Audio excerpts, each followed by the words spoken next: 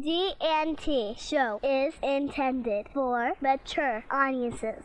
Parental discussion is advice. Live long and prosper, bitches. Star Trek: The Final Frontier.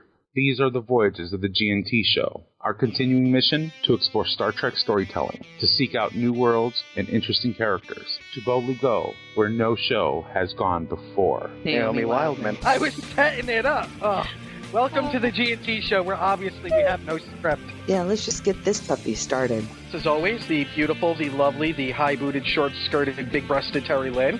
That would be me. Admiral Shaw. She's badass. It's Ceridian. Good morning. It's Sunday on the G&T show. You know the worst part of this morning? It's not the getting up early. It's the fact they're making me wear clothes to do the show. It's time for Coffee Clutch.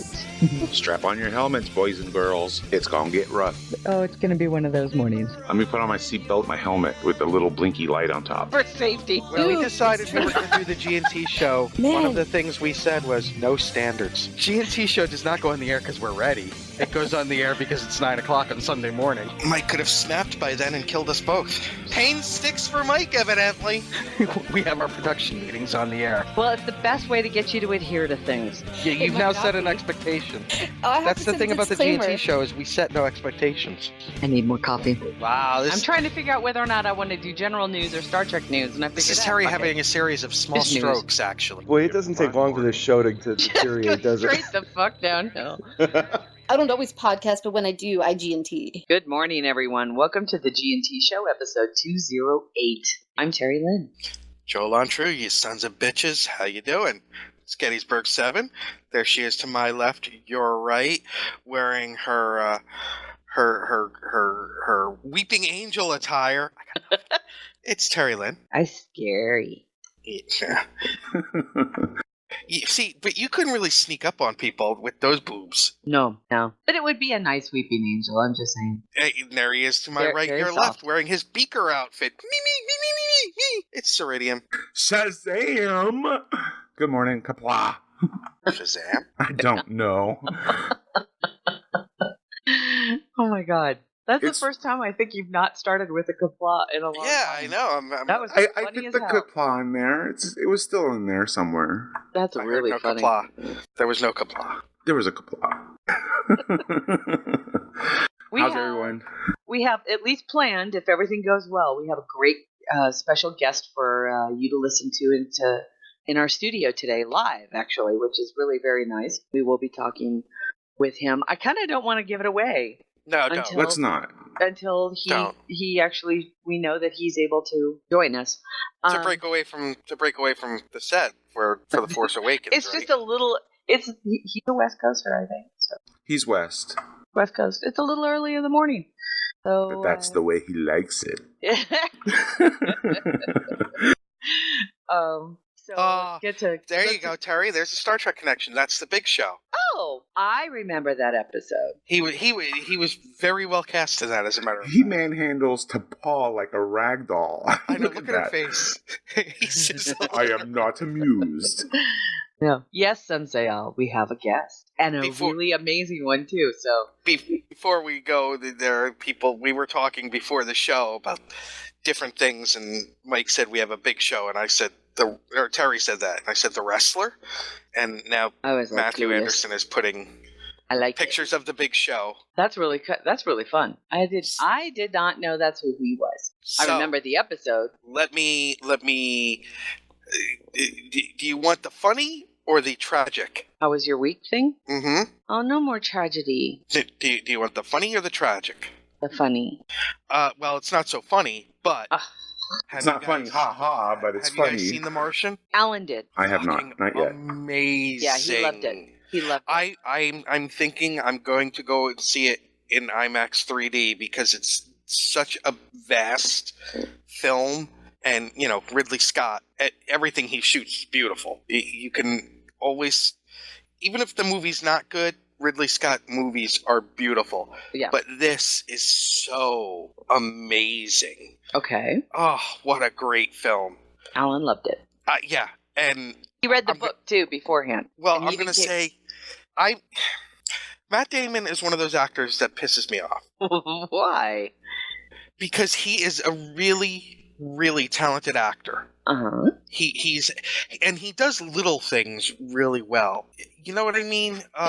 Like just his little the way he'll look at a camera, or just like reaction shots, things like that. He's so natural. And when I say he pisses me off because it's kind of like I feel about everybody in Hollywood. Look, I don't want to hear how you feel about politics. Shut up. Just shut up. Because I really enjoy your work. You know, you're no better qualified to talk about Iraq than Sister, okay? But The Martian is so good. And there's a lot of humor in it. As a matter of fact, something happened in the movie, and I couldn't hear the dialogue because first of all, I don't know if it's because of the hurricane coming through and the rain that we're getting, but that theater, there was not an open seat. They had to turn people away. Cool. And also, believe it or not, all showings of Hotel Transylvania 2 were sold out at the theater I was in. I believe it. Well, family films are going to be the first to go. They just are. And it was a perfect weekend to take the kids to the theater. Yep, exactly right. I think that's great. So yay! I'm glad to hear that they were both very successful in the theaters. And for people that say Alan loved it, Hollywood doesn't make great movies anymore, you haven't seen The Martian. Here's the thing. I think Alan would probably agree. I think he's in the chat room. Yeah, he is. He would probably agree that the reason why Hollywood had such a great film to make was because the book itself was so good. I've heard that. Yeah, I had seen a meme or a thing on Facebook.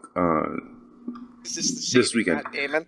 Yeah, it's like Hollywood spends millions of dollars trying to save Matt Damon. Except he wasn't in Interstellar. I don't think he was either, but nonetheless, it was still kind of funny because there was the Private Ryan, which they saved him, and then of course now this, and it's like, oh, that's humorous. I got a chuckle out of it. Well, I knew that Jessica Chastain was in this movie, but I forgot.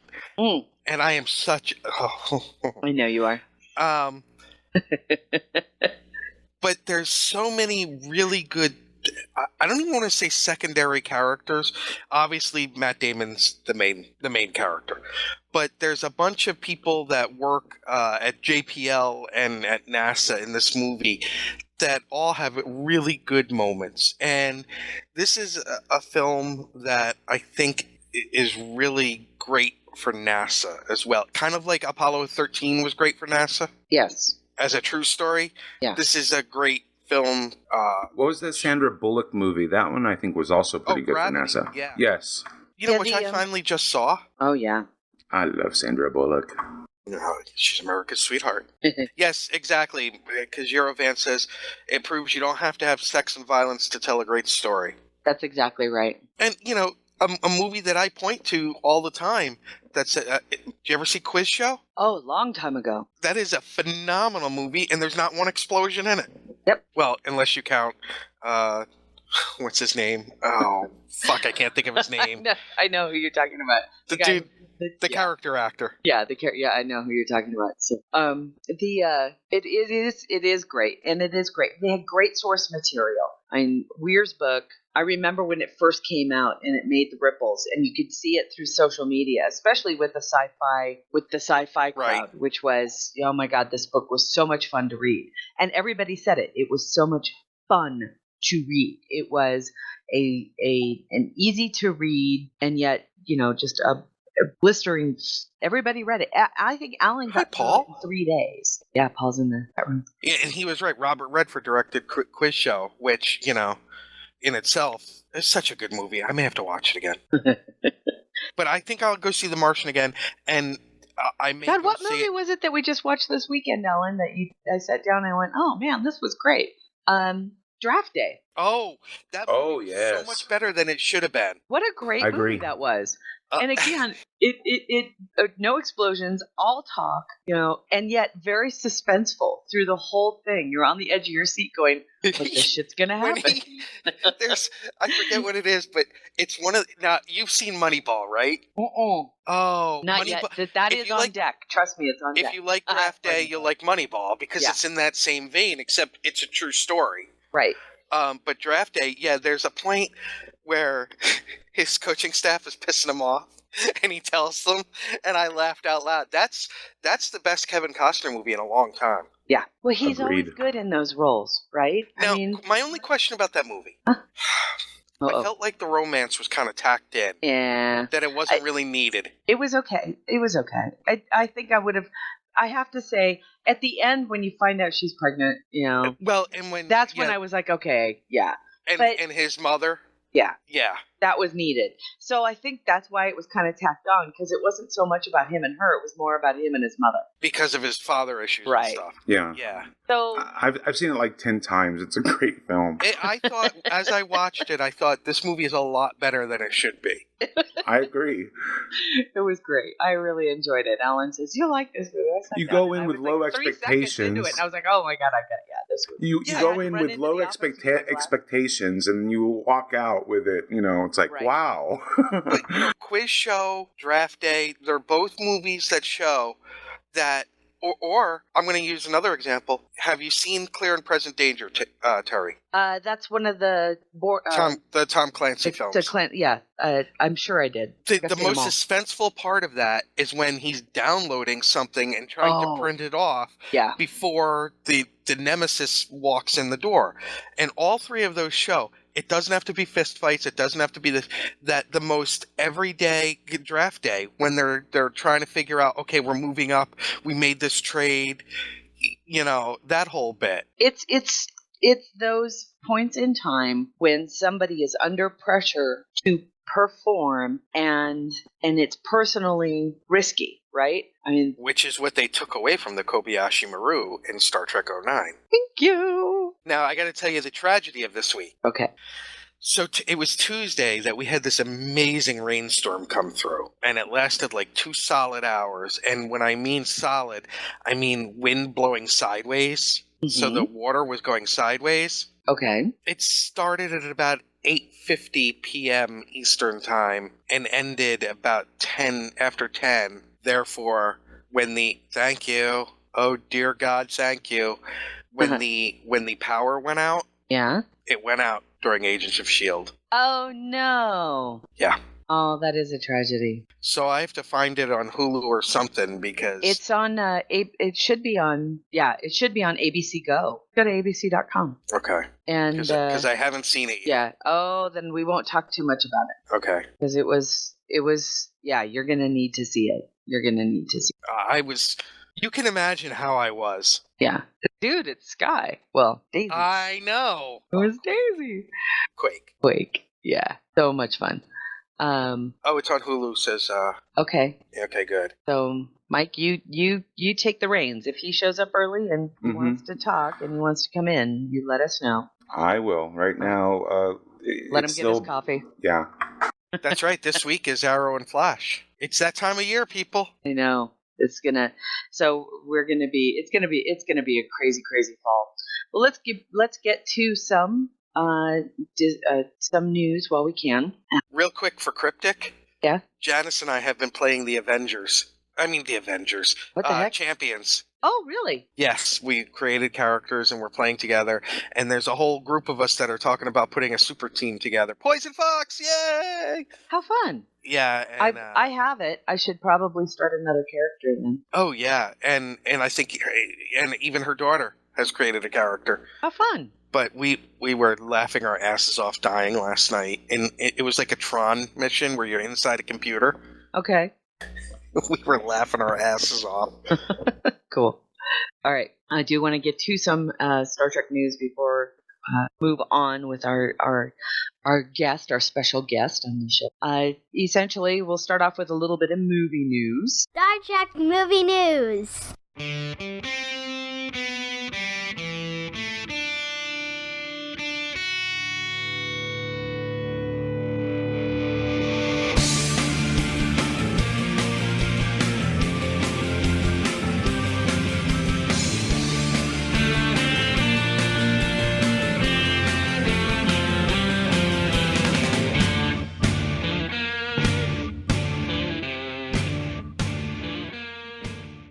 the movie, of course, is still being filmed. It is not wrapped, and unlike some rumors that were out there, so much so that they just started filming in Dubai. I saw the big conference thing. They might have finished the Vancouver portion of the shoot, but they're in Dubai now. It's my understanding too that even Idris Elba has said that he has not finished, and he still has to go back to Vancouver for some additional things. So it's kind of still going. As everybody should know by now, they did postpone the opening of the show for 2 weeks. So now it opens in mid-July as opposed to the first weekend of July. They've pushed it back a little bit. Everybody was, trying to second guess why that was, and I think it's just because it's a better weekend. All comes down, it's just a better weekend, and it gives them 2 more weeks to finish the film. And believe it or not, that can make all the difference in the world, especially in edit. They can. Yep. I learned a lot about that, and in the making of the Lord of the Rings, the first Lord of the Rings film, they had a midnight deadline to get the edited film to New Line. And quite frankly, they finished the last slice 3 minutes before. Well, you know the story of Star Trek: The Motion Picture, right? I think so. They were still putting it together, shipping it to the theaters wet for opening day. Yep. Oh, that's and for those that don't know, because they're not old enough to remember, theaters were shipped in the cans back then, right. And it was wet from the processing, from the going through the fluids. Yeah, that's so wild. That is so wild. And the special effects weren't even done. That's one of the things, if you watch the director's cut, you get to see it with the special effects.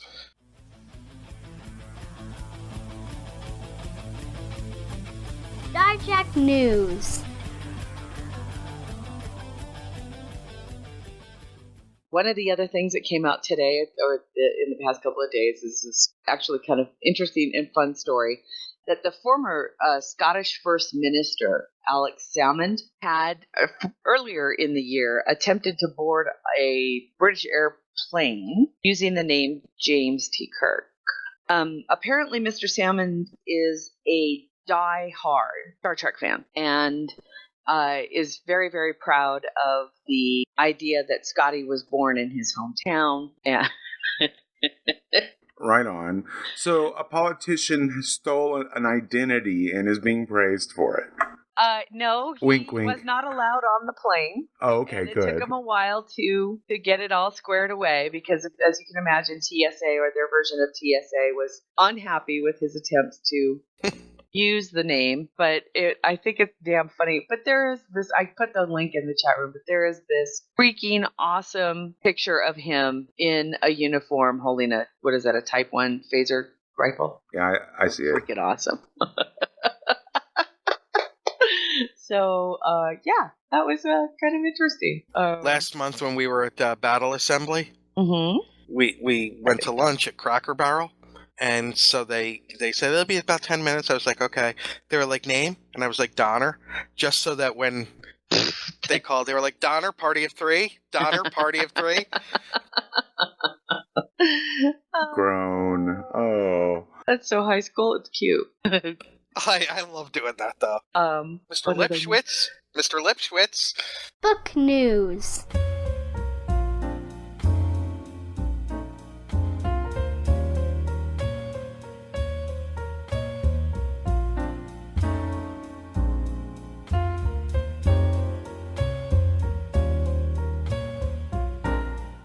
We'll be talking a little bit about books today with our guest that's coming on. Shh. But one of the books that was announced on Entertainment Weekly, it appears to be an unofficial book. This is not it doesn't look like it's an official production by CBS, but it is called 50-Year Mission, Volume 1, The First 25 Years. It is written by Mark A. Altman and Edward Gross. And there is a foreword by Seth MacFarlane. The book. Interesting. Sweet. the cover of the book was announced and was released on Entertainment Weekly. Wait, just a couple of days ago, I think. So it's kind of interesting. I was looking at it, kind of going. It reminds me a little bit of Mark Cushman's books. These are the Voyages. Except it's more about the whole 50-year history of Star Trek as opposed to the history of the original series. And I know Mark is moving into other things as well. So it is kind of neat to see that there's another uncensored. It says it's called the Complete Uncensored, Unauthorized Oral History of Star Trek. And they've interviewed a whole bunch of really amazing people, just like Mark did, and everybody else wishes we could. I would love that. And I thought it was kind of nice. So keep your eyes peeled for that. If that's Sunsail's guesses to the guests, you are incorrect, my dear. You are incorrect. My beautiful dear. What else do we have going, Mike? What do you want to? Even though I've never seen Sunsail, I'll still say that. Otherwise, she'll kick my ass. Some real quick technology news. We've talked about it on the show before, but it looks like it's going to be installed on Tuesday officially. Really? Yes. Star Trek like Universal Translator is coming to Skype, and like I said, it's going to be installed on Tuesday. So that's actually really funny. And the lead designer's name? Harriman. No, he's just the project manager. Yeah. Why does that programmer keep trying to stand up? Oh my god. And kick off. We have some. A couple of new Red Shirt Diaries came out this week, you guys. I love her. Isn't They're so hilarious? Last night when Mike put the Romulan, the Balance of Terror one in there, I busted. Still not the captain. Still not the captain. Yeah, that's funny. I love that really episode. Yeah, that was one of the better ones yet, and I love it. I love that her show, and yeah. Although technically the Romulan one isn't officially out, but kind of crushing on her. It's too good not to share. I don't care. If it gets more hits and it gets her name out there, it's just hilarious. Really, really funny. Mm-hmm. Axanar and New Voyages are teaming up for a series of vignettes. That's wonderful news. I know that New Voyages, which used to be called Phase 2, everybody. This is James Colley's. This is James' gig, right? And he's working with Axanar for a series of vignettes. Now, they're going to be Axanar vignettes, correct? From what I understand, yes, they are. It was part of the original plan all along was to do these vignettes, but they never got around to them until finally now. But it is something that they're gearing up for as well. Cool. And what's this shirt thing? The shirt? Yeah. Okay, it's the Ponfar Pale Ale t-shirt.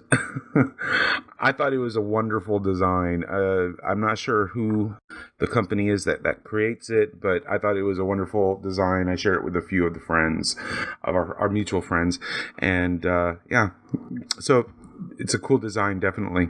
Oh, it is fun. Look at that. That's cute. It's got this. Before our guest gets here, Terry, I want to give a shout out to Lisa Marie. Hope she's doing well. It's been a tough week. Weekly shout out. Let me see what else we got. A couple things, and real quick. We're going to get to some gaming news. What's up with timelines, my dear? Timelines. Okay. Let's see. Here it is.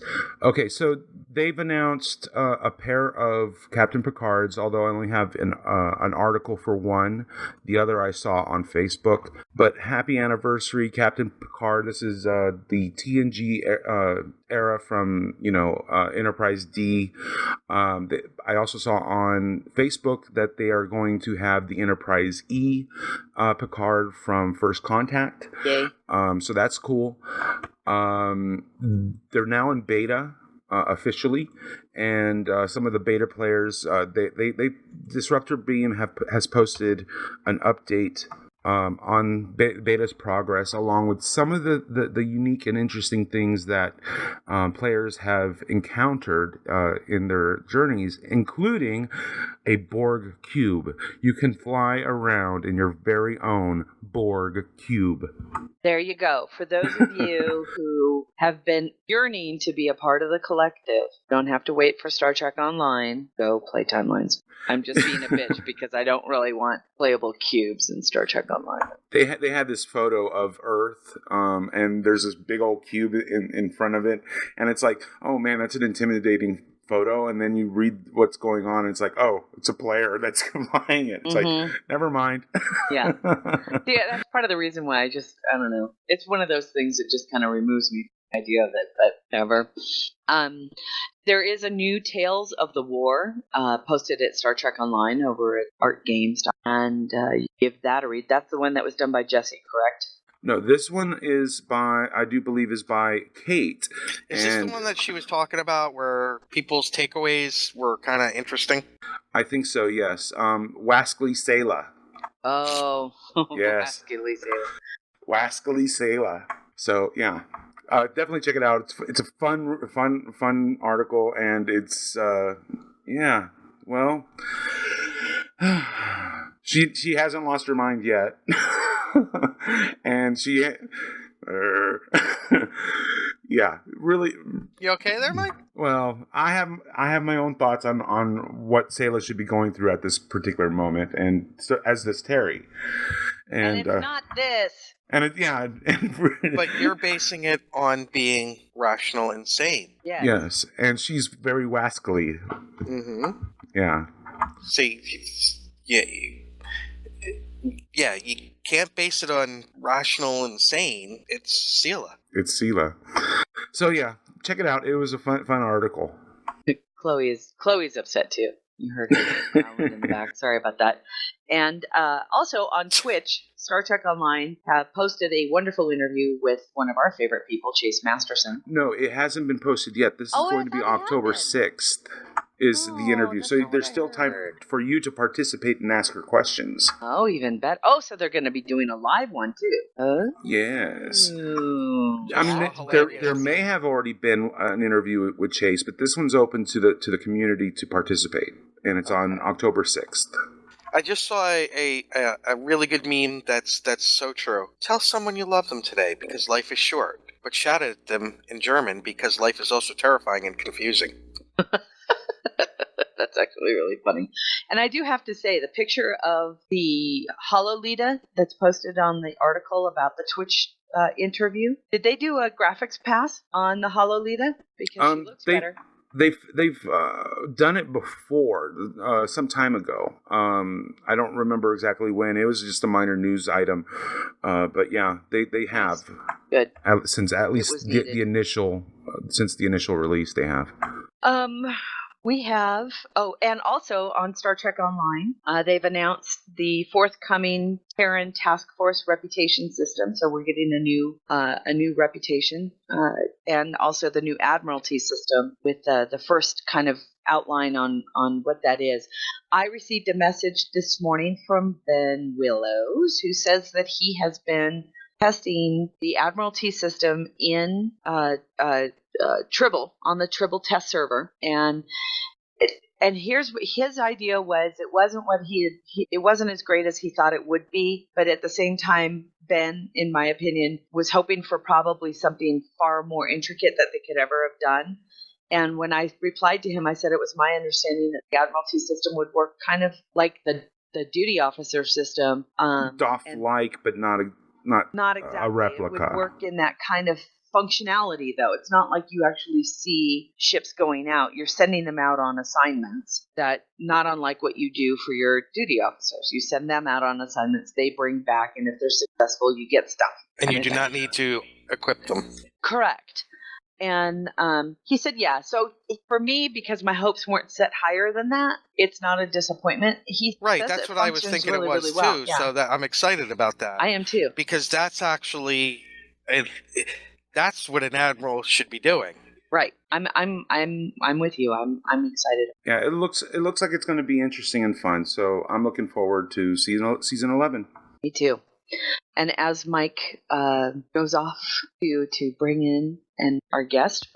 Hi. Good morning. Hey, good morning. Good morning, sir. Thanks for having me on. Well, just so you know, we are live. We are live this morning. So, oh my goodness. So, Mike, you want to do the introduction? Joining us this morning is the incomparable David Goodman. Welcome to the G&T show, Mr. Goodman. How are you? I'm fine. How are you? We're doing great. We're so excited to have you on and to talk about Trek and about your new book. We're tickled. We know that it was a little crazy during the Star Trek convention that we were trying to reach out, and I know that you were so busy that we do thank you so much for coming on show at the crack of dawn. Well, I mean, this is how much I love Star Trek, is I'm willing to get up at 6:15 on a Sunday to talk about it. So. Oh my God, that's so great. Who's Dawn? And now, David, you understand who Nick is. This is Nick, our third co-host. Joe Lontreux. Joe Lontreux. You are you've been involved in and around. People, What? they can't hear him. They can't hear him. I'm trying to make adjustments to the audio. So Okay, we'll keep talking because we're recording. You guys can hear me. Oh yeah, We Yes. can hear you, but Mike's got to reroute the isolinear chips and the EPS conduits. Always It's a problem. It's the voles. it's the voles. Those damn isolinear chips. For those, because we are recording, and the edited version or the recorded version of our show is what most of our listeners listen to. We'll continue on speaking in the hopes that Mike is able to get us live in our chat room as well. But for our listeners who aren't necessarily aware of who Mr. Goodman might be, you have been involved in Star Trek for a very long time, and you've written not just the Federation, the first 150 years, which is this beautiful book, and it's a big blue book that everybody talks about, but also the new autobiography of James T. Kirk. But you also produced and wrote Star Trek, correct? Yeah, I was a writer on Star Trek Enterprise for 2 seasons, and before that, how I actually got that job was I was a writer on Futurama, and I wrote the Star Trek homage Where No Fan Has Gone Before, and right on. It's like we just automatically laugh. That's a fun episode. Yeah, and that was essentially the calling card that got me attention from Brannon Braga and Rick Berman, who then hired me on Enterprise. So Hold on. Hold on. Star Trek's great and all, but you worked on Family Guy. Let's talk about the important stuff. Freaking sweet. I still work at Family Guy, so that's. I think Nick might have to change his underwear. That's so great. Are you going to do that live too? Is that? Well, that's his shtick. That's our show. Well, so did Mike fix it? Did Mike fix it? Is anybody hearing us? I hope so. I'm looking into it. Okay. Well, like I said, we'll continue talking. One of the things that we really wanted to talk to you about, of course, today is the new book. And Mike was the member of our group that had the opportunity to go see your presentation with William Shatner, where he read excerpts from the new autobiography of James T. Kirk. I just have to ask, books like this, they either get pitched to the writer or the writer pitches them to. Whose idea was this book, and how did you get to be the one who got to do it? Because this is awesome. Yeah, I'd done the Federation book, and that book was not my idea. That was the idea of a guy who works at consumer products at CBS and wanted to do it. And you mean the one that we refer to as the JVC? The JVC, what does that mean? John Van Sitter? Oh, John Van Sitters. Yes, it was. Okay, yeah. We just refer to him as JVC. Yeah, I guess I should call him that too. So John Van, I think it was John's idea, and he knew he was talking to his friend Dave Rossi. Yes. Who Dave is a friend of mine, and Dave thought I might be a good person to write the book. And all the way through the writing of that book, I mean, I kept expecting somebody to say, has this guy ever written a book before? And nobody did. And they let me write this book, and it was amazing. And so then it was Dave Rossi's idea to do the autobiography of Kirk. I was initially reticent. It felt like too big a job. It felt like there was too much to reconcile, too many inconsistencies to reconcile, that there would be no way to make fans happy tackling this. But I also didn't want anybody else to write it. So that the fact that they offered it to me, I took it on, and I'm obviously very happy that I did. But it was really Dave Rossi's idea to do the book, and he with twice now he's made me an author, so I owe him a lot. So. That's so How cool. do you go about even starting this a project like that, or even the Federation book? Well, which one? Which one do you want me to answer? Sure. The autobiography. Well, how did you even begin that one? Because that's the newest one. I want to talk about that one. With the autobiography,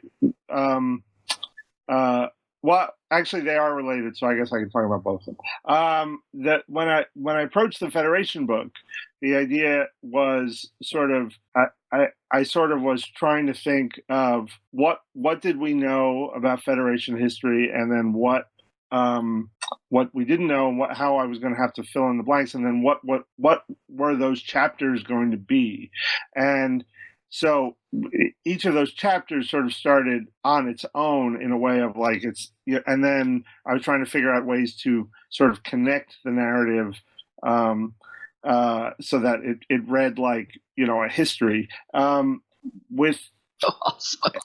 And then with Federation, I learned something really great, which that really helped me with the book, was that the quotes that I had from people in Star Trek history really helped propel the narrative, and I realized that if I could get into the heads of these people, that would really help make the story more compelling.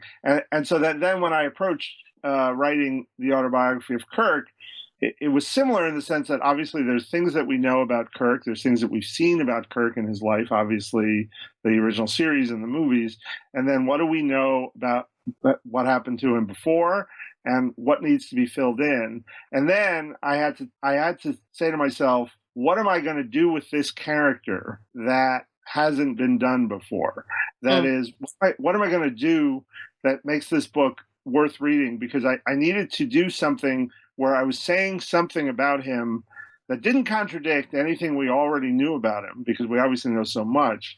But also I needed to the book needed to add something to this character. And so really what the thing that I thought was really interesting was, if you do the math, Kirk had a son through the entire original series. Correct. And so I thought that added something to how you look at those episodes and how you look at Kirk's life during that period. He is an absent father, and that's interesting, and it doesn't contradict anything we know about him. So many men go to work, and when they're at work, they are just at work. They're not dads. They're not family men. And here is our greatest hero, who, with this sort of bit of tragedy, that he has abandoned his son, and so that's where I started. Now, Terry, yes, I would like to point out to you that is an absentee father, not Ben Sisko. Okay, well, we'll continue that at another moment. Mike, you had to do something. Yes, I'm gonna make a quick change. I didn't want to interrupt Dave, but I want to make a quick change to see if I can resolve the issue with the chat room. So please bear with me. All right, no worries. So for our fans that are in the chat room listening, we are currently in our environmental suits on the deflector dish, walking around. There's Borg.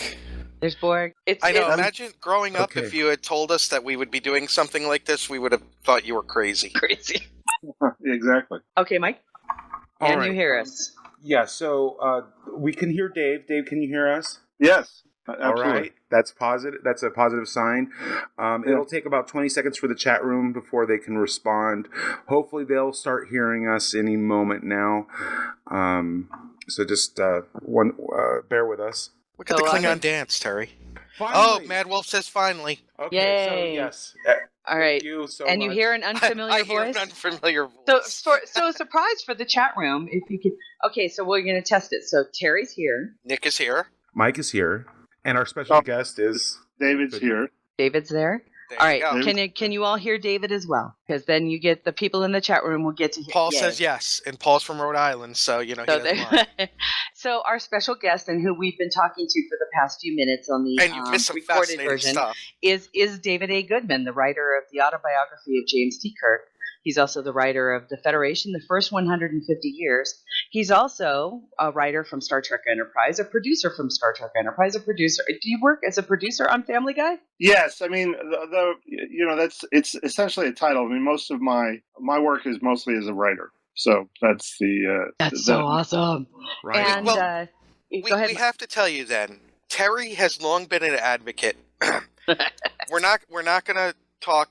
We don't talk trash on this show, but okay. we're not huge fans of the JJ verse for many reasons. But Okay. Terry, tell our esteemed guest what you have been an advocate for a long time. Of Seth. Enterprise. Oh, of Seth? Heck yeah. Yeah. Absolutely. It's funny is that I am truly one of those people that if somebody said, "Oh, we've turned over the keys to Star Trek to Seth MacFarlane," I would be like, "Oh my God, yes!" And I think it's because he and everybody around him has a true, and you can see it and you can sense it from your sense of humor all the way to just even the sense of humor contains that reverence for what makes Star Trek so much fun and so great. And it's that reverence that I think that the fandom is really hoping for any future Trek on TV.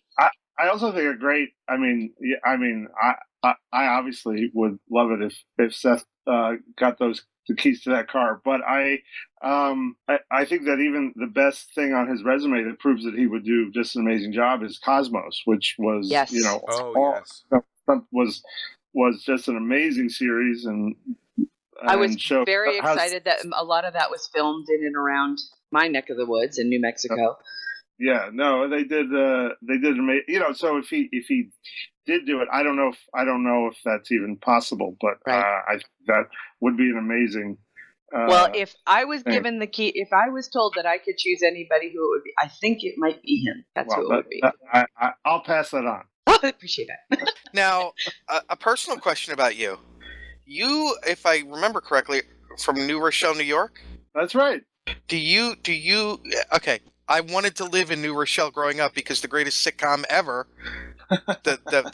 They lived in New Rochelle. That's right, the Dick Van Dyke Show. Yeah. Thank you. And who was it, Terry, that I was arguing the sitcoms with? Oh, the other author. Oh, wait. So now that the chat room's can hear me, do I have to repeat all that stuff about how No. I found my answer Nah. to the book? Nah, They're we're not good. that important. So bad. That was like They'll re-listen to the recorded. They've already File. forgotten what we said 5 Sorry, seconds chat ago. room. See, now we're starting to pick up people again. No, you don't have to repeat what we went All through right, before. But we're going to touch again a bit about the autobiography that you came. You talked a little bit about how you approached the life of James T. Kirk, and it was funny is that you touched a little bit about him being an absentee father, and that he had been an absentee father throughout all of the original series, which is something that there's a lot of our listeners that have also read. We do cover a lot of the books, the novels, and the Vanguard series does touch on frequent occasions because Carol Marcus is a character in that show or in that series. It's a series of books that takes place before or actually concurrently with the original first series. novel. The first novel starts following the events of Where No Man Has Gone Before, when they go to Vanguard Station for repairs after the Gary Mitchell incident. And it's a fascinating, great series, and it's to this day still one of my favorite series in Star Trek.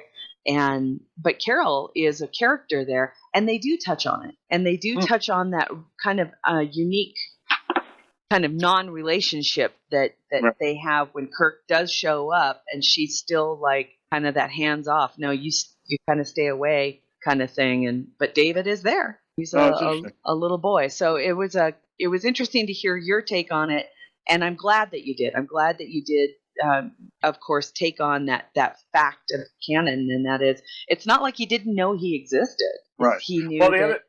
the other piece of it is that that I wanted to figure out some way to say, like, I think that we as Star Trek fans, we hold these characters in such reverence. They're these heroes, and so my job as a writer was to figure out a way to make Kirk more human. Why? And I took the realistic approach of, obviously he's this incredible hero. He goes on to be this great starship captain, but he's making a decision to not be a family man, to not stay home and live on a farm. He goes out into space, and my take on that from a realistic point of view is that there's a reason for that. There are things in his past that make him want to go away from home, that makes him want to be an explorer, to succeed in this career. And so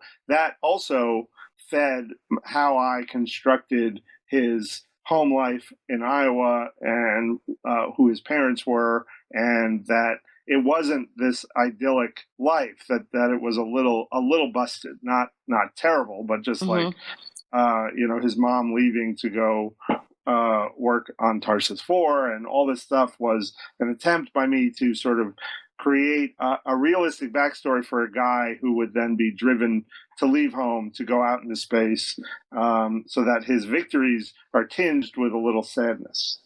Well, I just want to say, see, there's been a long-running debate on this show. Not debate, because Terry's wrong. A debate assumes two people are correct in their views.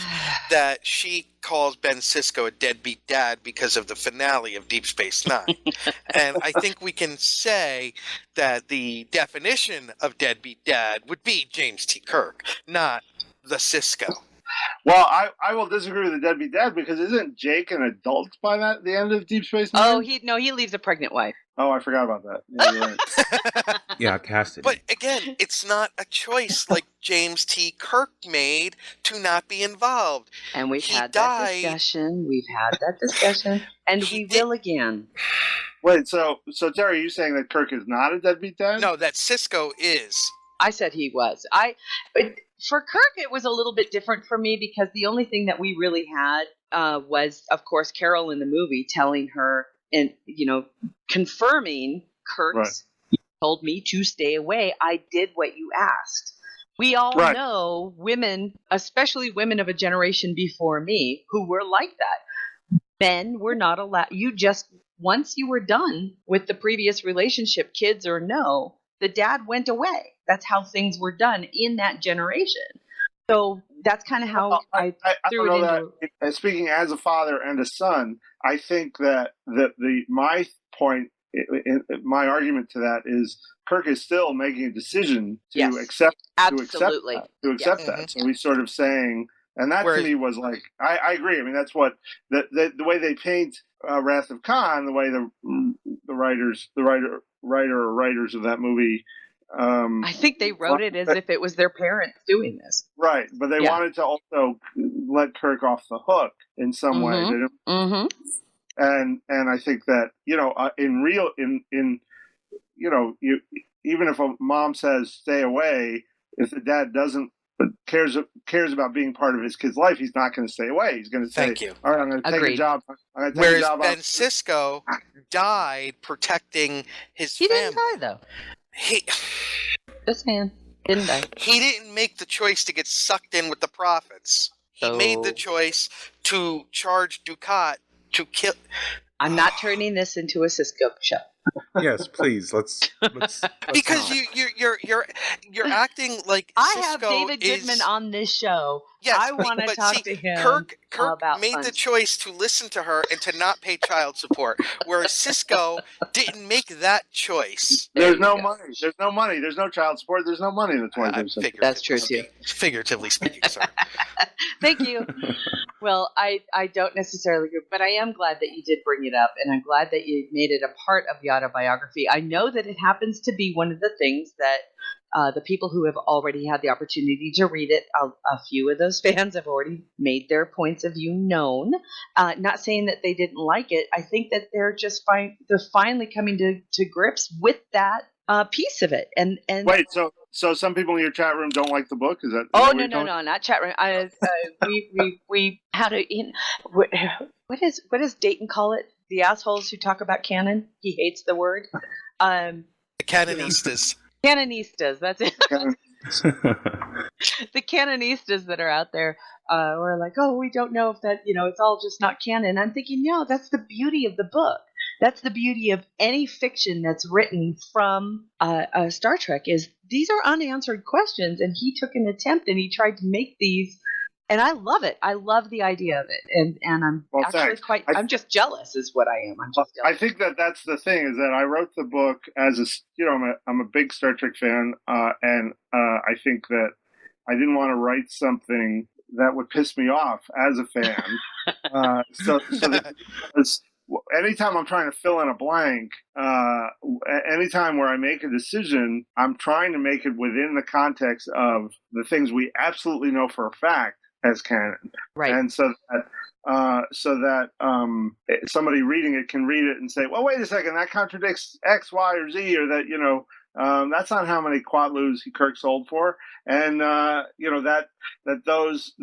there aren't going to be any things that jump out at you and say that violates canon. It's interesting that the thing that really seems to upset people the most is me referencing anything from the JJ movies. And I mentioned the Kelvin, and it's part of the story just because I feel like, again, that's my definition of canon. It was on the screen. But I don't actually say Kirk was born on the Kelvin. I sort of, if you read the book, I sort of dance around exactly where he was born. But I do mention the fact that his parents served on the Kelvin, and that pisses a lot of people off because they don't want the JJ movies as part of it. But that they don't again, want that's the streams mixed. What's that? I was saying they don't want to mix to cross the streams essentially, but people forget that there comes a point up to the point where the Narada enters the universe where it is part of canon. Right. Although, well, the other piece of it is, and we could argue about this, but whatever you think of JJ's movies, and you can, I think that a lot of people don't like them, but that opening is amazing. Yes, we've said on the show that it's awesome. It's like how probably can you not like that opening? Go ahead. No, that's all. Anyway. No. We've said that was the best part of the movie was the pre, and maybe some of the best 10 minutes of in cinematic history. I mean, that entire sequence is palpably just wrenching. It's so good. Yeah, it's so good. It's awesome, and it's so Star Trek, and it's so like it's personal, but it's big. It's like they really so for me, I don't have to take into account anything else in the movie. Although I do like the idea that Spock came up with the Kobayashi Maru. I thought that was a clever idea as well. I don't know how you guys feel. No, I do. I think it works. That worked. That never bothered me. No. Yeah. And if anything, I like the idea. Well, idea. Go ahead. Sir, can I ask you to do us a favor?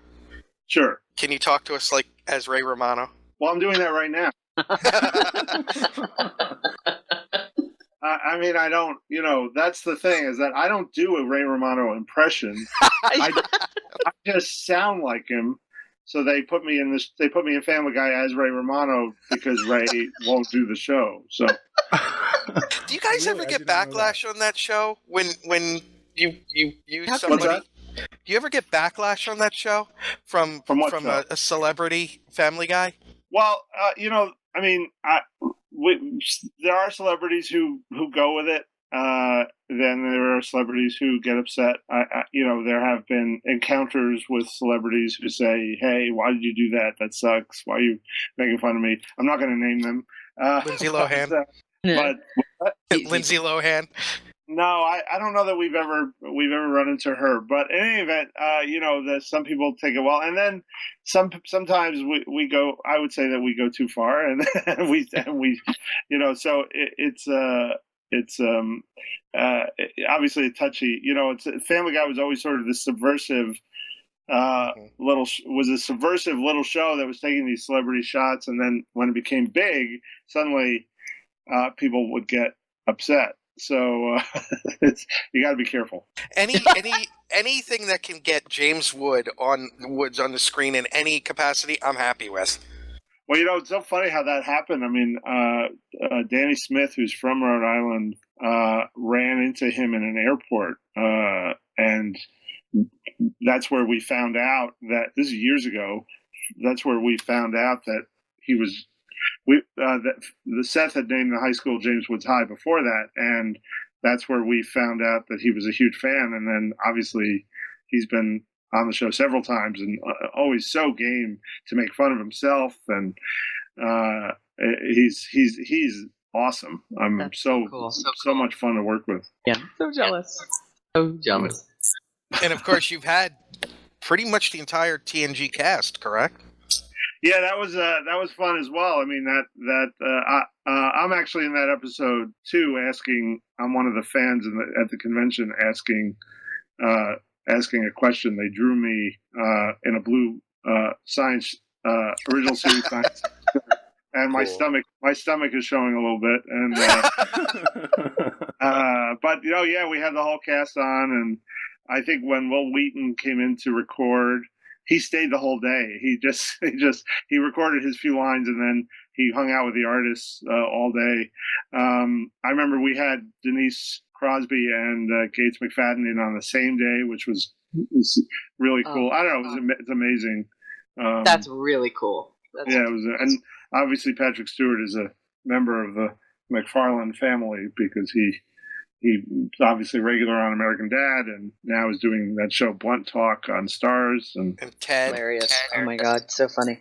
Now, can you tell us, because, we're all sitting here, turgid because the job that you have, how did you get to this point? What is the background, and how did you get to be where you are now?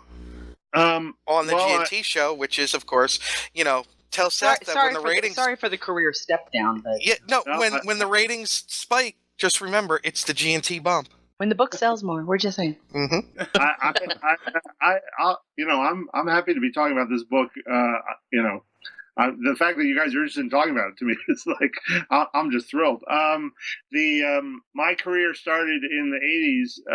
I was an assistant in New York. I was from New York, and I needed a job.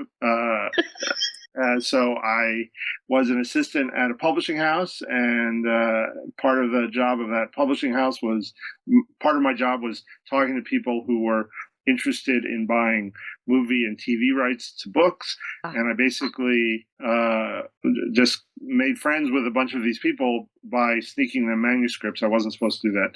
And one of them hired me.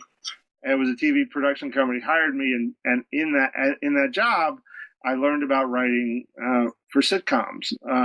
And the person that I was working for had been a TV writer for many years, and she helped me and my writing partner at the time get our first. She submitted our writing samples to Golden Girls, and they hired us. So that was in 1988, and then I had a very spotty up and down career in sitcoms. I was on Golden Girls for 2 years, and then I got fired from Golden Girls. I was then on a bunch of sitcoms, very unmemorable shows for a number of years, and then eventually my partner and I actually created a show called Team Knight Rider, which was probably something I shouldn't bring up. And then, and then there also we did a TV movie called The Adventures of Captain Zoom in Outer Space, which if you've never seen it, you have to basically search for bootleg copies of it. But it was basically Galaxy Quest, but we wrote it 2 or 3 years before Galaxy Quest. So I don't think anybody stole anything, but it was basically the same idea of a TV star from the 50s gets transported to another planet. And Nichelle Nichols is in the movie, and Ron Perlman. It's a fun little movie. Oh, anyway, Yeah, it's cool. If you want, I'll send you a link to. I posted it on a Vimeo page. If you want. Oh, that'd be awesome. Yes, yeah, do. we'll definitely include put it that in the on show the page. notes. Oh, I very also good. noticed that you worked on what I consider one of the more underrated sitcoms of the 90s was Wings. You did some work for. Well, I wrote. My partner and I wrote 2 episodes of Wings, freelance, and that was a fun experience. It involved the same character. This I forgot her name, but basically this girl who was obsessed with the Tim Daly character makes him go to the prom, and Oh my God, that I remember. yeah. So Tim Daly, I love Tim Daly. yeah, he's fun. So anyway, then at some point, my partner and I split up amicably, and I found my way into animation. I ended up on Family Guy in its 3rd season, then on Futurama, then Star Trek, and then back to Family Guy. All right, so we are going to touch, because you did get to work for you wrote several episodes for Star Trek Enterprise. I believe I have a writing credit, either shared or alone, on 4 episodes. And you worked in production team for 2 years? Yes, and what's considered, I think, the worst episode is mine, Precious Cargo. Precious Cargo. Yes, I think it's considered the worst. I've actually never seen it, and I say this all the time: the piece of shit that I wrote is not the piece of shit they filmed. So I don't deserve any blame for the thing that's on the screen. However, the script that I wrote wasn't any good either. So, but it did have Padma. It did have Padma in it. So Padma was actually her first acting. I personally, so not the worst episode. So yeah. Oh really? No. What do you think the worst episode is? Oh, it would have to. I would have to roll a couple of dice on a few other episodes, to be honest with you. Yeah, there were a couple of bad ones in there. But but there was some also really amazing. Terry. Everybody knows that Enterprise is my second favorite Star Trek. Terry, TNG, really? Then Enterprise. Oh yeah, yes Terry? sir. Wow. Yes. He wrote The Forgotten. I know. See, Kipley is a member of our family. Kipley Brown, who played the Lieutenant Jane Taylor. or crewman Jane Taylor. She was very good. And we adore her, and she's actually been at our booth at the Star Trek convention for the past couple of years. So, but the fact that we actually get to speak to you about what is probably one of our favorite episodes. That's nice. Yeah, that was a fun one. That's also Seth MacFarlane is in that episode. So. Yes, right. That's right. It was a family reunion for you guys, wasn't it? Well, that was during the period when Family Guy was off the air, and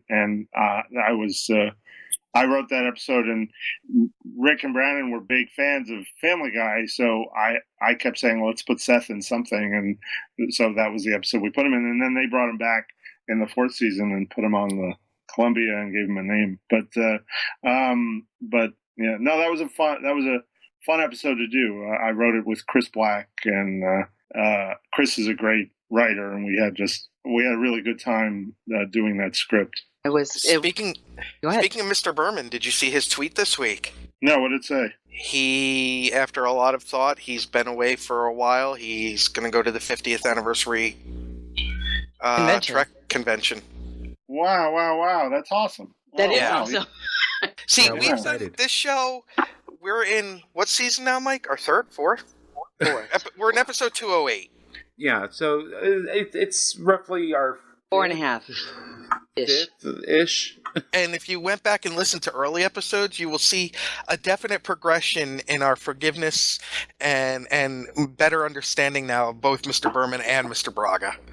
Well, it's interesting. I mean, Rick doesn't get any credit for the fact that, you learn anything about the original, about the problems Next Generation had in its first couple seasons. The guy who righted the ship was Rick Berman, the guy who hired Michael Piller and then all the other sequel series. I mean, the guy takes it on the chin and gets no credit for the fact that we have great Star Trek because of him. It's really it's sad to me, and he also hired me, so I always feel that to them. But there was a documentary a couple of years ago. What was it? Was it? I don't remember, but you and I started. Oh, you know what? I think it was Trek Nation. Yeah, it was Trek Nation. Rod Roddenberry's documentary, and that's when a lot of us learned about that history, about the history of Rick and how he really did. We wouldn't have Star Trek after a certain point in time if it weren't for him. Right. And boy, howdy, did we learn how to change our tune on that for a long time. So you should have seen us a few years ago, 2 years ago at the convention when Brandon Braga stopped by our booth. I think we started to cry. Terry, you thought the Pope people had a reaction? Terry and I were, it's Brandon Braga, don't embarrass us, don't embarrass ourselves. Don't embarrass us. That's kind of how we live our life. Like we got so deferential with Michael Okuda.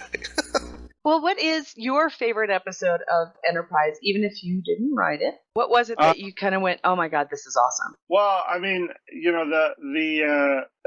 there's a couple. I mean, I think that for me, the one that I wrote that was my favorite was North Star, just because I got to write Cowboy Planet episode, and that was fun. But I think that probably one that excited me as a fan was the one that was Minefield. The way the Romulans were introduced, I thought Thank you. That was right before I got there. They produced that episode right before I got there, and so I thought the design of the birds of prey and just all that stuff in there. And then the other one that I think I liked because I didn't write it, but I worked with Chris on the story was Ceasefire, because he let me and Brandon let me sort of put some stuff in that episode. I pitched some stuff in that episode that Chris wrote very well, which was the idea of there's a scene at the end of it with Archer and Shran the Andorian and what the hell's the Vulcan's name? Gary Graham's character. Gary Graham's character. Saval. Saval. Thank you. Sorry, I'm getting old. And they're standing around, and you sort of see the beginning of the Federation in this scene, and you see what I kept pitching to Rick and to Chris and Rick was like the way the Federation is going to come about is because humans are going to add this piece of it, which is let's get along, let's work together, and that to me was, it explained that how this race, the human race, which was not as advanced as all the other races in the galaxy, still had something to offer. And that to me, and that would drive the formation of the Federation. And that to me, and that's in that episode, it's there. Yeah. And it's sort of a subtext. And I was very excited I was excited they listened to me. So that was, Right so those are probably the three just for those different reasons. And I'm going to ask Nick real quick to make sure. Do you have our Lipton questions handy? Yes, I do. Okay, good. Before we kind of move into our what we call our Lipton question phase, I do want to touch briefly on the Federation, the first 150 years book. I love that book. Thank you very much. It's still one of the most for reference all the time. All the time, and and you're talking to three fanfic writers, and we talk to writers. Really, what our show tries to do is talk about character and Star Trek storytelling. And you have given the fandom a gift by creating that book and all of the accoutrement that goes with it, all of the little things that are in the pocket. How much input did you have on all of the little? Well, I wrote everything. I wrote everything in the book. Oh my God! I'll let you know. Larry Nemechek himself has quoted your book. I saw that I saw that in his book they accepted my version of the Romulan War in his stellar cartography book. They did the whole map of the war, and I'm like, I made that up. No, thank you. I mean, no, that was why they wanted. JVC thought that for that book, you would want a TV writer who could jump in and out of different voices, so that write those documents, and that's why they thought a TV writer might be a good choice. I think that was some of that stuff was so much fun to write. To sort of to write newspaper articles or the speech at the commencement of the first class at Starfleet Academy, or all these things that populate that book.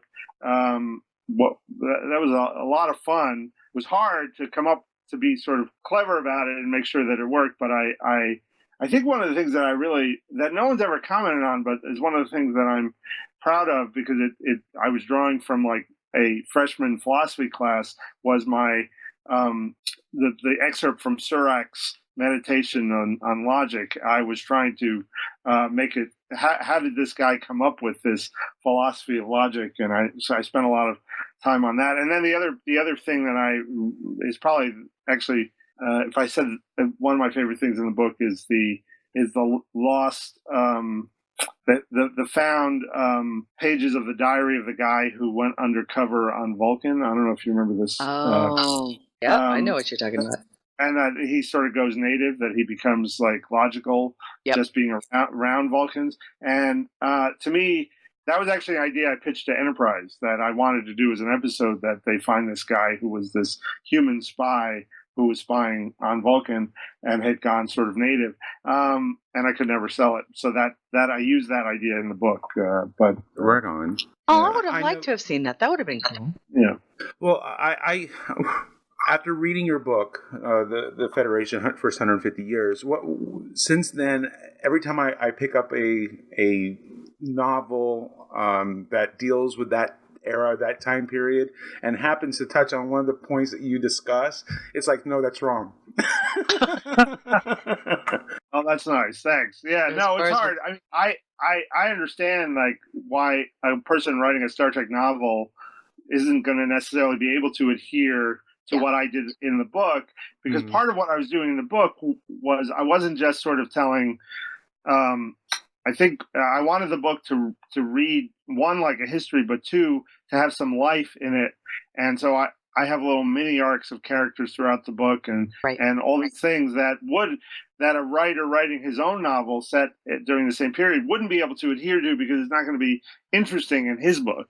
And so that there are all these things in that book that are sort of subtle character arcs and stories of characters that make it a little more lively than just a plain history book.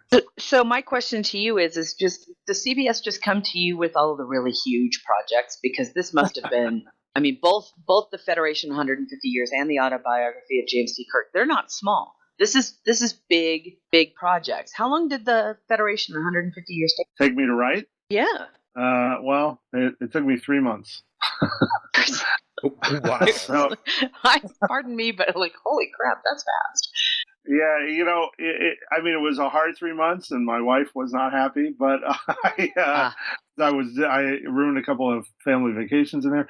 But it was hard. It was basically that book had to be written on a deadline. I don't remember why, but whenever you're in the middle of a deadline, it's like, this needs to be done by X, or we're not going to get it out by Y. And it was for the holiday season, if I remember correctly. Yeah, that's right. It was like they wanted it out. They needed it out by the next December. Like, I finished it around December or January of the year previous to the year it came out. And yes, I remember it was all over my Christmas list. Yeah, mine too. I think that in that case, they that was the kind of thing of, I'd been working in my mind on this book for my whole life. So I like all of us, like all fans who write fan fiction, or you're trying to fill in those blanks. You're trying to you see something and it's like, what's that referencing? I want to know about Star. I mean, the best example to me that I do in both books is Starfleet Academy. Like, we get little snippets of it in the original series, and then obviously Next Generation, Deep Space Nine did a little bit more on it, but we never really get to be there. And it's like, what was that place like? And for me, in both books, it was like, this has got to be a military place. I mean, whatever we want to believe about the Star Trek universe, everybody on starships are following the chain of command, and that only happens when people are trained to follow orders. Yeah. And so that this place, and if you watch the original series, it absolutely is. I mean, you learn so much negative stuff about Starfleet Academy in the original series. That Finnegan was this bully, and my favorite thing is in Ultimate Computer. His friend Bob Wesley says Kirk loses his ship to a computer, and his friend Bob Wesley calls him Captain Dunsel, basically saying you're a useless piece of crap. And it's like, what the fuck? These guys who went to Starfleet Academy are assholes, and it's like that to me is like that says something about the place, I think, and so I wanted to really kind of tackle that in a way that felt real. But that's just an example of something where you want to fill in that blank in a way that's kind of interesting. So, that's cool. I don't know that I get approached on all the big projects. I think that Federation, they were very happy with it creatively, and Beautiful. They thought that I was the right guy for the autobiography. But I'm very fortunate that they we're just so happy that you were given that opportunity, and it's a beastie, and I'm excited about it. I'm just really excited about the ever since the Federation 150 years, we're starting to see a lot more, just a lot more of unique ideas coming out of CBS and the books that are coming out, especially in light of the oncoming 50th anniversary. Agreed. So Nick, you've got these questions. We're about to kind of give you the G&T treatment here. So you're going to have a headache, but we apologize up front. We're done. He might have answers to these questions, though, you guys. I mean, that's true. Well, I think we might know the answer to number one already, but yeah. Well, what is your favorite Star Trek series? It's got to be original series. I mean, if I think about the series that I go back and rewatch the most, it's original series. So I'm not saying it's the best. I think that it's an accomplishment that is often not really talked about. If you look at TV shows that were produced during that same time period and how terrible they were across the board, and that you look at the accomplishment of Star Trek, it's kind of amazing. It's a kind of an amazing accomplishment taken in the period. But then also, I just enjoy those characters and I enjoy those stories. So I've argued that Star Trek is 20th century mythology. Well, yeah, I think it absolutely is. I think you're right. I think and they create that. Roddenberry and the writers that he worked with created a world that was, even though they weren't doing continuing stories, the world was, for the most part, internally consistent, so that for the most part, something that was said in one episode is not about the Federation, about Starfleet, is not really fully contradicted in another episode. So that creates this world. There's a great essay that I want to mention to you guys by the writer Michael Chabon. Do you know who that is? I've heard the name. He wrote a book called The Adventures of Cavalier and Clay, which was a book about comic book writers in the 30s. He's an author. He's more of a literary author, but he's a big fan. And he wrote an essay in a collection of essays called Maps and Legends. He wrote an essay called On Fan Fiction, and it's about Sherlock Holmes, but it's connected to Star Trek because the idea is that there are these gaps to fill in, and that was the magic of Star Trek in the original series, was because the world was internally consistent, that there were gaps that fans naturally want to fill. Yes. And that's one of the reasons why I think the show is still so compelling for so many of us. We would agree with that. And one of the things, I got back into Star Trek in 2005 when I was in Iraq, and because of the author David Mack. And one of the things that just, Deep Space Nine opened up a whole new, opened up the Trek universe a whole lot more. With its story and where it was set and everything. But the Peter David novel series of New Frontiers, I think, was wonderful in that it was an ongoing series of another ship.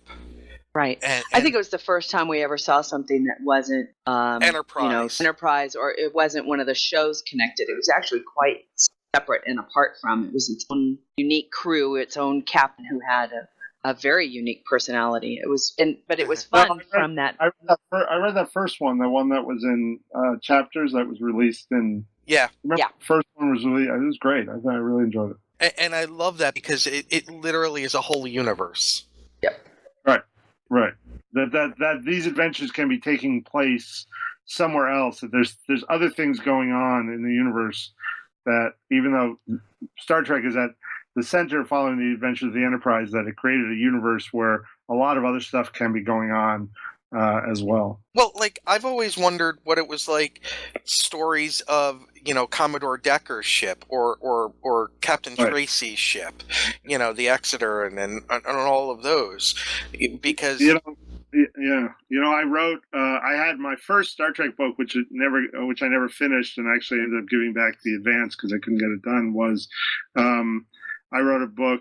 I sold a book to Pocket Books years ago, actually when I was on Enterprise, of that was basically the story of how, which I kind of used a little bit of in autobiography of James C. Kirk, of Kirk going to tell Will Decker about what happened to his dad, and then they go on this adventure. And the opening of the book is actually the Constellation's discovery of the Doomsday Machine, so it was a very different, and I really enjoyed writing that piece of it, that, like, what it was like to serve on Matt Decker's ship and who Science Officer Masada was. There's that one line in the captain's log that you hear in Doomsday Machine: Science Officer Masada reports the third planet is breaking up.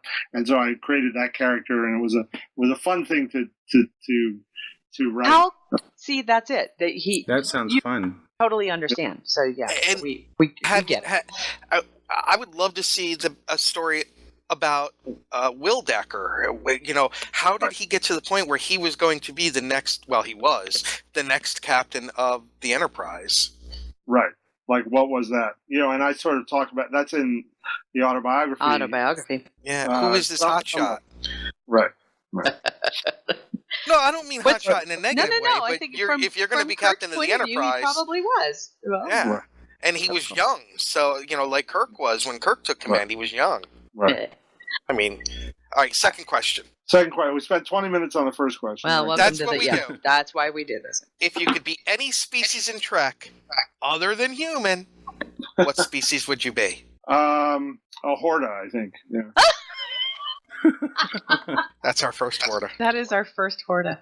That is awesome. I mean, they can move through rock and they live forever. That is pretty cool. They do live forever. I want to know what that's about there. So, very cool. I mean, Horta, you think about it again, like, talk about the original series. It's like we never saw an alien as alien, I don't think, in any other series. I agree. No.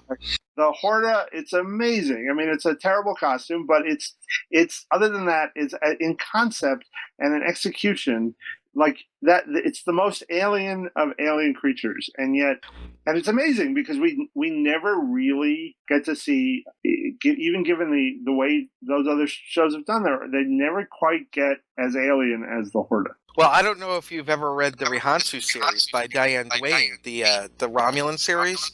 But yeah, on the Enterprise, there's a Horta ensign. Yeah, I remember that. I read that. Like, it's been a long time, but I remember that. Yeah. I just thought that was wonderful that there was a Horta crew member. Funny. Yeah. If you were given the opportunity to write an open-ended series based on one character in Trek, who would it be? What do you mean, open, like a TV series or books, or what do you mean by series? In your case, we'll say TV. That's interesting. Who's an interesting character? I think I would love to do. I don't know. I have a bunch of things that I'd love to do. I'd love to see young Picard. I'd love to see, like, we saw snippets of it, but he was a captain for 20 year. What was that? On the Stargazer. What was that? Yeah. Yeah. Let's see that. But I think that maybe Cyrano Jones. That would be a fun show to do.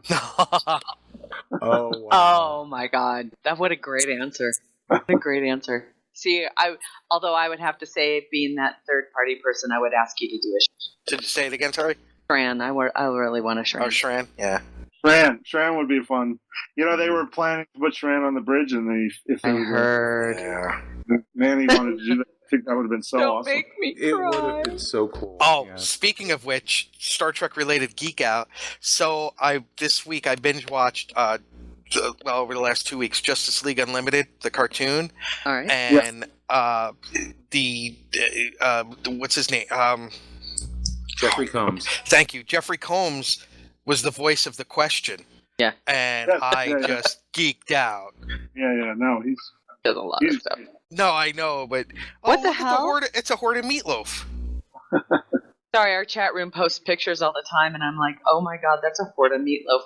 I'm They really try kind to of derail the show all the time. And well, they they just succeed. did. All right. Horda. Like somebody made a meatloaf that looked like a Horda. Is Yeah. that- Yeah, and it's got like cheese like dripping He's, down. it, just, It's hideously beautiful. it is hideously beautiful, and the eggs are a little frightening. They look like They're like almost like peas, but they're like this off. tiny blue. I don't know. Yeah. They're strange. All right. Next question. Okay, now this is any genre, anything like that, but in general, what author, when their new book is published, do you run out or run to your keyboard to download when the new book is released? I have numerous authors that there's like 3 or 4 that fit that for me. So That's fine. I've just started reading John Scalzi's stuff. I don't know if you've read his. Yes. Oh yes. I'm enjoying his books. I've gotten through about 3 or 4 of them, which so I was excited when his new book came out about in the Old Man's War universe. There's a nonfiction writer named Ben McIntyre who written these great, really sort of forgotten stories that take place in World War II, and they're nonfiction, and he's got a great sense of history. In that these great sort of forgotten stories of spies and so his books I go out, and then those are 2 that currently I wasn't a Scalzi fan, but also I'm a big Larry Niven fan.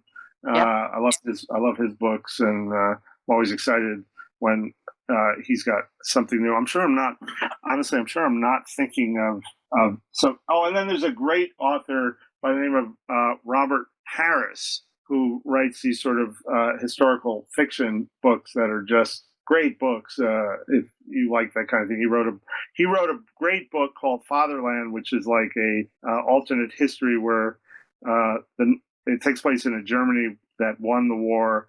And obviously that's something that a lot of authors have done, but the way he did it was really interesting and great book. So, Do you read Neil Gaiman at all? I haven't. I actually have not read any Neil Gaiman. You want me to? What should I read? Neverwhere. When I finished Neverwhere, I literally for about 2 minutes just stared at the last sentence, and I'm not gonna lie, I was emotional that I had finished the book. Very cool. Oh, And yeah. of course, American Gods is great. I mean, pretty much anything by Neil Gaiman. All right, I'll take Well, it no, out. these are great because one of the again with our show we do have a lot of aspiring writers who like to.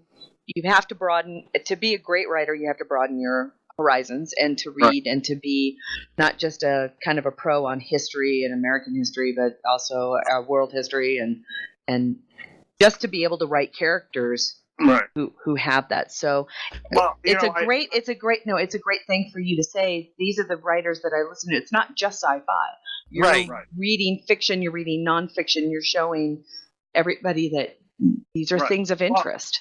The other thing is that a lot of my reading was driven by my interest in Star Trek. So, for instance, I've read all the Hornblower novels, which are great books. And if you're a Star Trek fan and there are things you like about Starfleet, you go back and you read the Hornblower novels. It's Star Trek in a lot of ways in the 19th century. It has a real, you sort of see the connection. And then an inspiration for the autobiography of James T. Kirk was this book, The Caine Mutiny, written by Herman Wood, which made it a movie, but the book is amazing, and I took a lot of stuff that as inspiration in that book of a young man who's serving on a ship for the first time, and sort of it inspired a lot of stuff in my book, and it's like the for me, the writers are my heroes. So the writers of Star Trek and the things that influence them, I want to go and explore. And I've always had that. So it's always about going to read the Hornblower books. When I found that out, that Hornblower was an inspiration for Kirk, it's exciting. These are great books, and so I always do that too. Is like, what are the books that inspired the writers who inspire me? So that's Well, perfect. this has been for me. I haven't read a Star Trek novel in a couple of months, which for me is a long time, because this year has been a year of me reading things outside of my normal reading habits. I was talking with the author Dayton Ward, and we were just discussing various things, and I said I had never really read a police procedural. Oh, really? Wow. And so I'm on book 7 now of W.E.B. Griffith. He did a lot of series, and his Badge of Honor series, and I'm really enjoying it. Yeah. I had never read a Raymond Chandler, so of course I downloaded The Big Goodbye. I've never read a true Western, and you wrote North Star, so I've downloaded a Louis L'Amour because I'm just trying to broaden your horizons.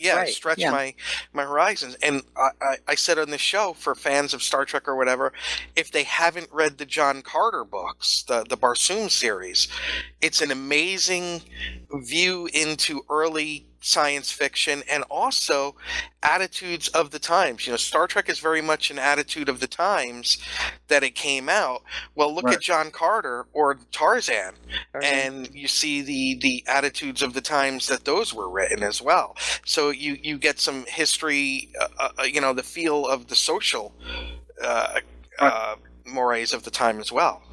Also, if you go and look at like 30s science fiction, like Edmund Hamilton wrote a series of stories about the Interstellar Patrol, and these are on the one hand kind of primitively written pulp novels. On the other hand, his description of a starship and a bridge is very much clearly influenced Roddenberry's conception, and it's kind of fun. It's like it's like Star Trek on amphetamines. There isn't any depth to the stories really, but the construct of the ship and how the crew feels very much like Star Trek. But yeah, and if you're reading police procedurals, Michael Connolly is a great author, author to read. Yeah, no, I agree. You have to if it's only, obviously you enjoy your Star Trek, but if you want to be a writer, you really should be reading as many as you can. Yeah. Because when I said I had never read a Raymond Chandler book, Dayton and I were texting back and forth, and he there was like a long where he didn't answer, and then he was like, "Really?" He's like, "Dude, you owe it to yourself to read." You do. All right. What's the next question? Okay. Yeah, keep him. Is there a genre you haven't written or published, because you've written science fiction, you've written sitcom, you've written a whole bunch of stuff that you haven't written or published yet, but would love to try? I'm a big comic book fan. I would love to try something in the superhero genre, and now that's sort of exploding on television, I'm at Family Guy, so I'm probably not going to be participating in any of those shows, but I'm happy that that all that stuff is out there, and I'd like to try that. I also think I would love to try, it's funny that you mentioned police procedurals. I've been wanting to try some kind of to do something in that area, but I haven't done it yet, but so those are the two areas. For our audience, an incredible novel. I guess it is a police procedural, so I kind of lied, but I didn't think of it this way. Caleb Carr wrote a book called The Alienist. Oh yes, that's great. Right? Is that not an amazing novel? Yeah, it's amazing. It's also like this history novel of like New York back then, and that he just pulled all these really interesting facts about You New feel York dirty together. reading it because the way he describes the city with the Yeah. sewers and everything. For those that don't, Right. it's set in the late 1800s, in the 1890s. Yeah, And, it's fantastic book. Great read, easy read. All right. You're a starship captain. What's the name of your starship? The USS.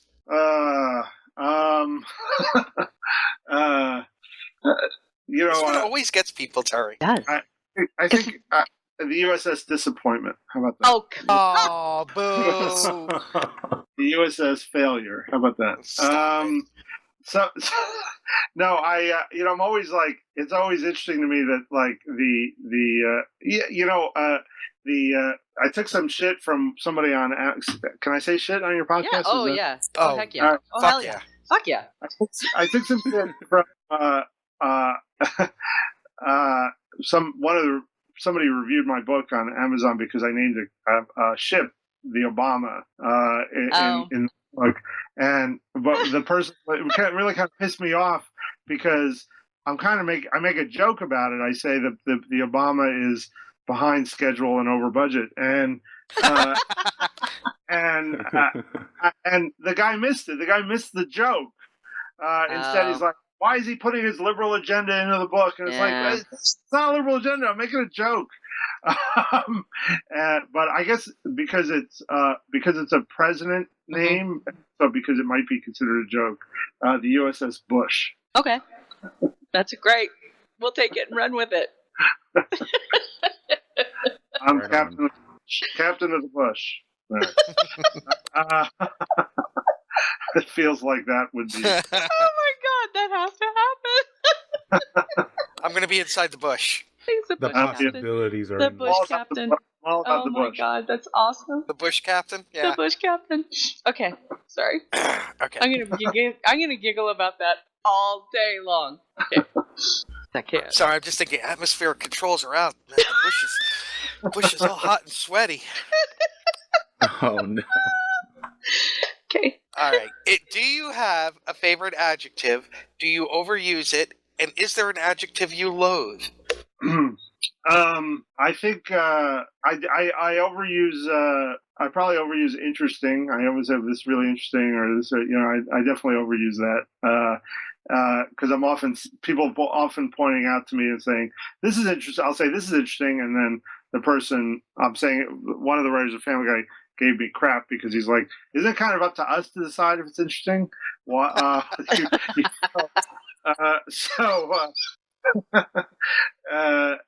that there's that. I definitely overuse that adjective that I loathe.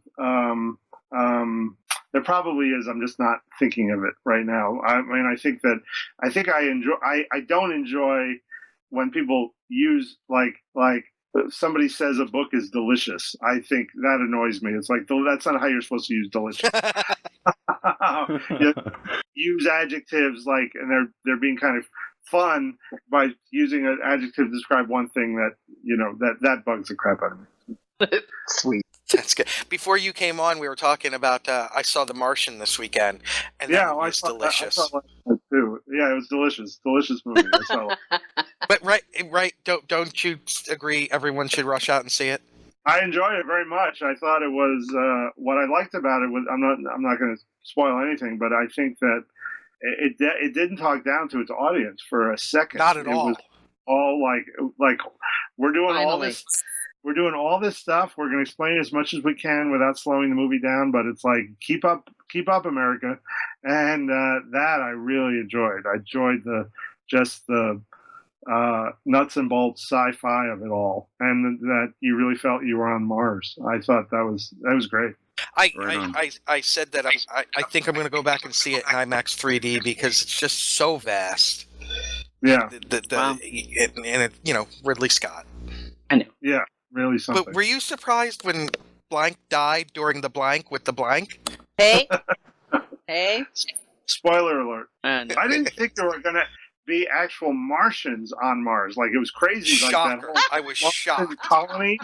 That was really crazy. Oh my God! All those Martians and And the to orgy, bring in the Martian orgy. Manhunter was an incredible tie-over. Oh, That that's was too funny. an amazing thing to see. It was amazing. He was great, though. The guy, Jeffrey Tambor as the Martian Manhunter was amazing. Okay, we're crossing the streams. And the no touching throwback to Arrested Development was beautiful. Oh my God, that's too funny. I want to see that movie. Yeah, me too. All right, Nick, do we have any And other our questions? final of Final what we call question. our Lipton questions. If you were given the green light to kill a major Star Trek canon character, now this is any character, could be Kirk, who's already dead, Wesley whatever. Crusher. Hi, Oh, Wesley not even a moment's hesitation, folks. Who? Crusher, Wesley. Crusher. Oh, I don't want to see kids on Star Trek. I would kill him in the first season just because later he somewhat redeemed himself. But I hated kids on starships. I just hated that. I was bugged the crap out of me. So. Well, and it was it an article I read this That's week too funny. about how the Federation uses children as human shields? Huh? Yeah. Well, there you go. That's too funny. That is the first time that somebody actually answered the question before you finished. I know. Usually asking people the question. agonize over it. And Yeah. I don't know. That it was like, I love Next Generation, but that first 2 years, I mean, all the Wesley stories, and it was like, I'm just like, literally like, I wish I could go back in time and kill him then, because it was just like, what do we do? What is this? What we waited for? We were waiting for all those years, 20 years, waiting for a new series like Wesley stories. I come on. Yeah. Where's the evil captains? Where are the Klingons? Come on. That's great. Well, I Right think that was it. I think that was the final question that we had. Real quick before we let you go, one more time, the autobiography of James Kirk, is it available now or is it coming out soon? Oh no, it's out. It came out.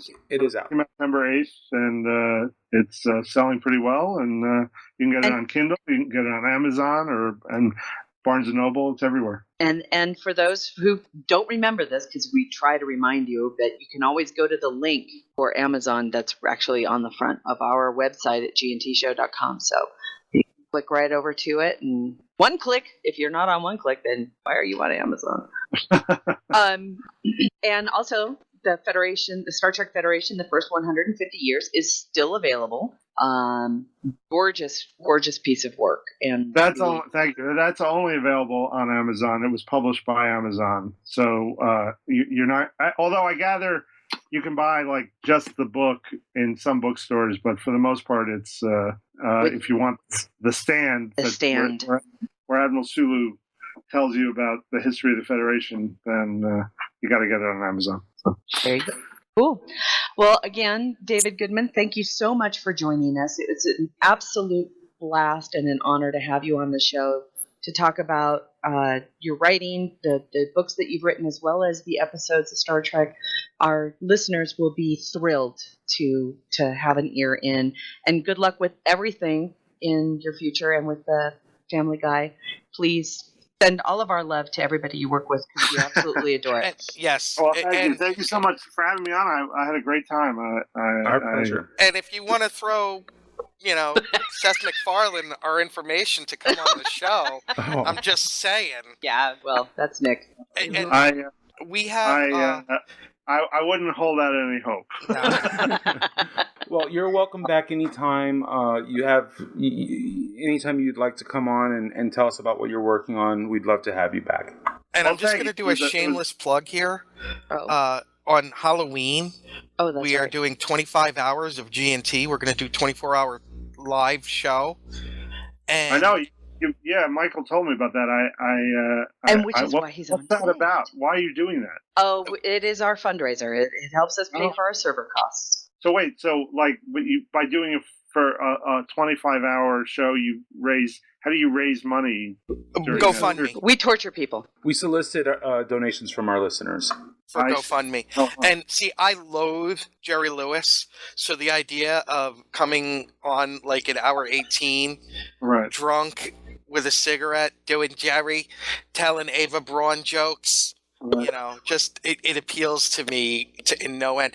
But I see. being from New Rochelle and growing up where you did, we're Yeah. going to be debuting the Klingons of Long Island. It's an It's true. audio drama that I'm writing. It's the Klingons Oh, of Long Island, set in the sounds fun. 1980s. So where's I'd like to make a donation. Where is is it GoFundMe now? Like, can I do that now? Do I have to wait? Oh my God, we love you. Thank it is, you. I know. I It's can provide links. Yes. Yeah, provide me with a link. That'd be great. Oh, thank you. perfect. Thank you so much. And again, thank you for joining us. And everybody, that pretty much ties up today's show. We are Look at done us with an for- interview live. on Interview Live. I know, special us. That does it for episode 208. We will be back next week for episode 209. I can't believe it. Every time we say something over the over 200, it's just mind-boggling that we've been doing this for so long. And I won't be here, just so you know. That's right. We have to I have talk. shooty time. And for those, don't forget, we still do have Ask Dayton. If you have a question for Dayton Ward, regardless of how ridiculous it is, don't forget to send it in to hosts@gntshow.com, and we will get it out to him so he can pretty much not answer you. Oh. Until next time, have a great one. Live long and prosper. Kapla. Joe Lontrue, bitches. Music for the G&T show is provided by Warp 11, Andrew Allen, Grethor, and 5-Year Mission. This has been a Busy Little Beaver production. Gonna take a 5-year tour. Boldly go where no man's gone before. Gonna travel to the end and make new friends. Move ahead, walk back to 10. Put a mini skirt on my